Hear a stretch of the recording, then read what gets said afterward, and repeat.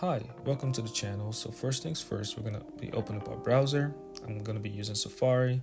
Doesn't matter which browser you're using. So all you have to do is just type in Homebrew into your search engine and then click on the first link that pops up. So here we're just going to be copying the command provided to us by the Homebrew landing page. And we're just going to open up our terminal here and then being able to paste in what we just copied from the browser. Provide in our Mac password, and this would be the directories Homebrew would be modifying. So what it's basically doing is it's a package manager, so it's pulling all the directories from its remote and then being able to upload that onto our local machine. So here we have a warning. So basically we're missing a bin directory.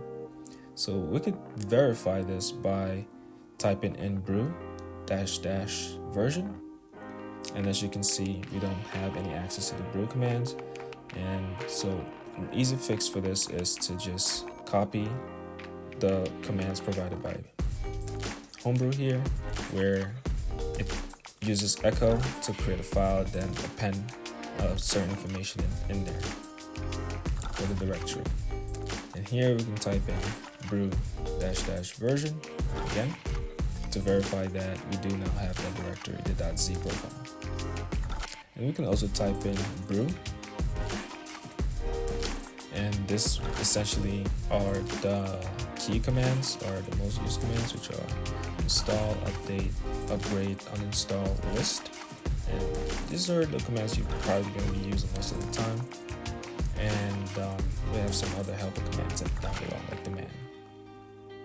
So we can run brew install, let's see, just git.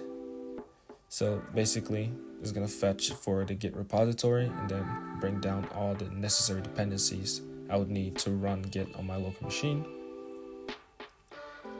And we can easily check this by first using brew to view the list, and it's part of our packages. So we can use git -- version to check the version of git we have, 2.39.2. I think that's the latest one. So basically that's just a rundown of brew, and off you go. Thanks for watching.